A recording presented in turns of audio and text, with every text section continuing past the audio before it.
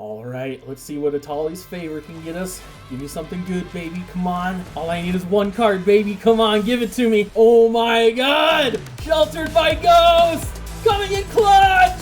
Woo! That's what I'm talking about, baby! Howdy, howdy, and welcome to my second starter deck upgrade video. Last time we started with a mono blue aerial dominance. This time we're taking on a completely different deck, Boros Ancient Discovery. Let's dive right in.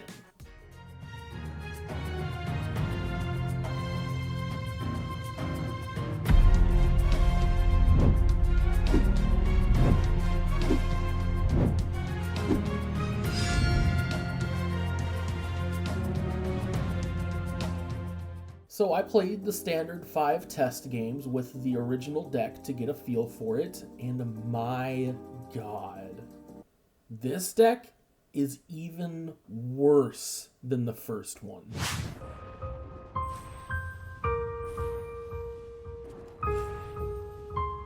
It felt bad. Let's break it down. This deck suffers from too many cooks in the kitchen. Half the deck is artifacts, and half the deck is discover. But nowhere do these two intersect in any meaningful way. Oh, I missed! It feels like two deck ideas mushed together, and it's the worst of both. There's a Mine Raider in there, which I drew an inordinate number of times considering it's a one-of, but there's literally only one other outlaw in the whole deck. So the chances of actually getting the treasure token from it are close to nil. And there's a connect the dots in here for some reason. My best guess is that Wizards intentionally puts in some obviously out of place cards to help spur new players to take a crack at deck building. Because the card just doesn't fit in with the theme of the deck at all. So I'm left wondering, how the hell am I going to upgrade this deck without completely and fundamentally changing it? I had to choose a side, artifacts or discover. I mulled it over for a bit and concluded that discover is much cooler than artifact swarm. And I mean, come on, it's in the name. So let's do some discovery.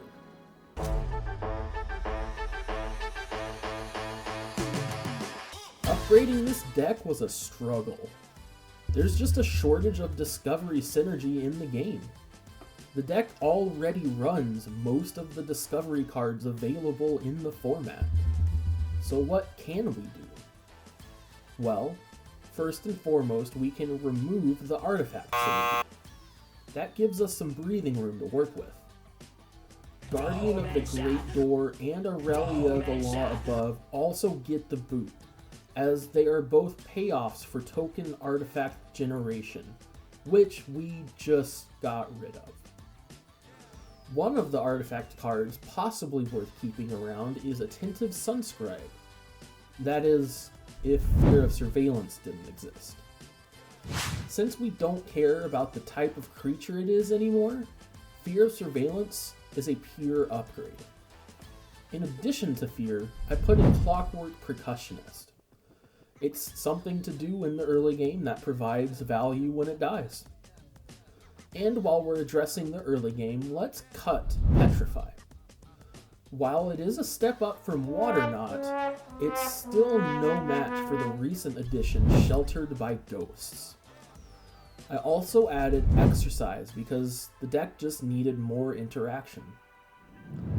I am keeping the one of Anim Pakal and Caparocti Sunborn because they're both strong enough on their own to warrant a spot on the list, and I wanted to maintain as much of the original deck's flavor as possible. Okay, so we've swapped out the artifact cards. Step 1, done. Now, what kind of discover synergy don't we have? Well, there are a few options, but the most obvious addition The one card that just reaches through the screen to grab me by the lapels and shake me like a Polaroid picture is Trumpeting Carnosaur. Look over there! Where? I would consider it a spiritual replacement for Aurelia, as they are both top-end bombs. And that's it for Discovery cards. All the rest of them just don't quite fit in with the rest of the deck. I could see myself adding a single Chamil the Inner Sun, but it's very costly and slow to get going. I would add 2 more Bone Horde Dracosaurs, but my man's a mythic rare, and I don't like this deck that much. Plus, I'm trying to keep these changes low to the ground so new players can afford them. One last change is I notched up 3 more War Leaders calls. We're not a swarm deck anymore, but it's still really nice to have +1/+1 on all of our creatures. Plus, the burn damage can be significant. And last, but not least this time, we have the lands. I added 1 of both Hidden Courtyard and Hidden Volcano, as well as 3 Inspiring Vantages. And once I took away the necessary basic lands, I was left with 4 plains and 5 mountains for a grand total of 23 lands. Just how I like it. Alright, we got ourselves a decent deck. Let's test this bad boy out. Alrighty, here we go. Dandy Coot. Yes, sir. Not a bad name. Don't know what it means, but I don't think I have to. It sounds cool. Dandy Coot. Alright, back to business. Fear of Surveillance. Love to see that card in the early game. Love to see 2 of them even more. Just in case one of them gets removed.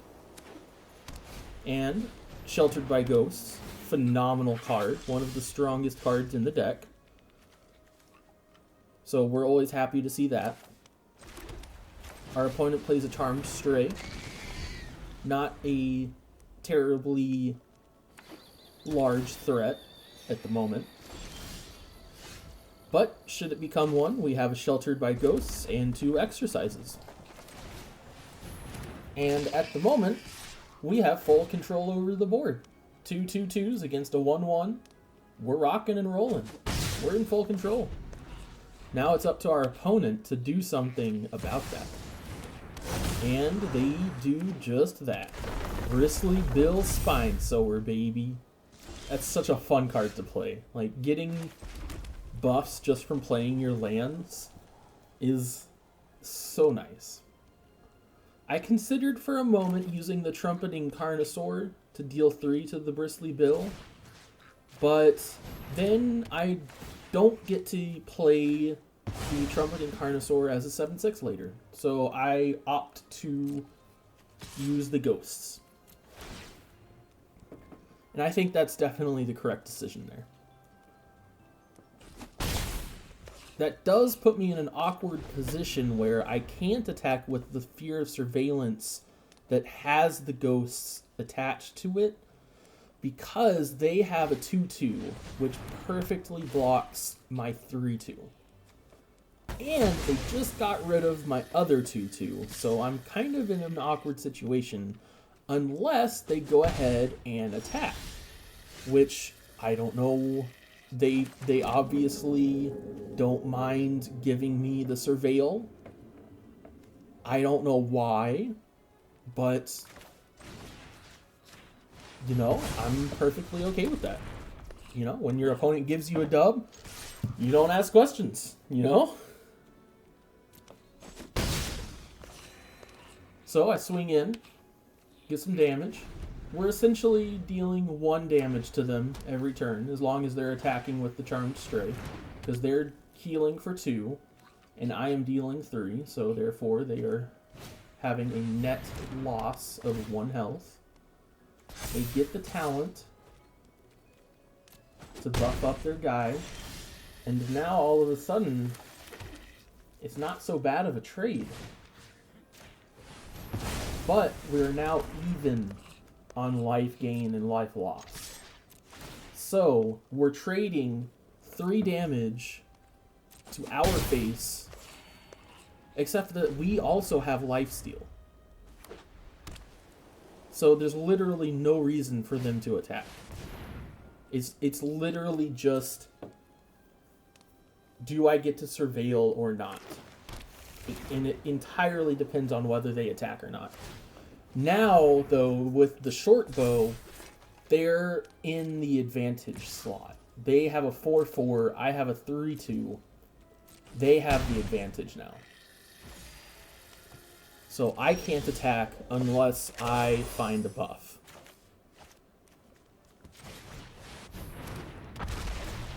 Looky there, looky there. Always lucky, rubber ducky. Yeah, that's just disgusting. Could not have picked a better card myself. What's with all the talents? This guy is talented as fuck. But he gets his bristly bill back. I don't get to surveil anymore. Boo-hoo. But I have an 8/7, and I have a Bonehorde Dracosaur coming down. I'm in a good spot. I am in a good position. Boom! Big damage. Yes, sir! Yes, sir! Does he use the Hunter's Talent? He doesn't use the Hunter's Talent. I can't even remember what the Hunter's Talent does. He's saving his mana for the bill. Thankfully, I was aware of the bill, and I blocked accordingly. I can take a big hit in order to get value trade. And look what we draw! Woo! Sheltered by Ghosts number 2. Oh, man. Doesn't get much better than that. And even if they found some, like, enchantment removal, which is not unheard of in the green-white, you know, it's actually quite common in green-white. But even if they found enchantment removal or creature removal, their cast comes back as a 1/1. It loses all of its counters. And there you go. One off lethal, but it doesn't even matter. GG, baby! Nice. Game 1 is a fat dub. That's what I like to see. And that was a real game, too. It had some back and forth to it. Some ebb and flow. Sheltered by Ghosts. Coming in clutch, though, to secure the win. God, I love that card. So yeah, excellent first outing.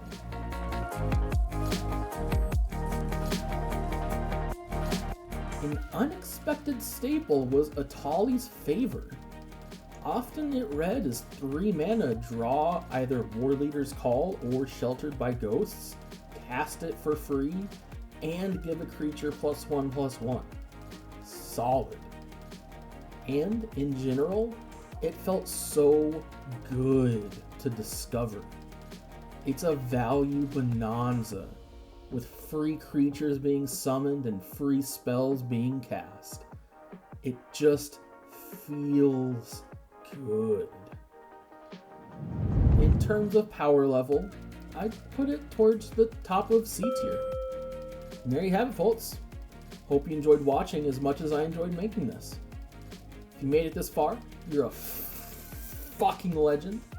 And I hope that your coffee is always the right temperature. Good luck and have fun out there, y'all. And I'll see you in the next vid.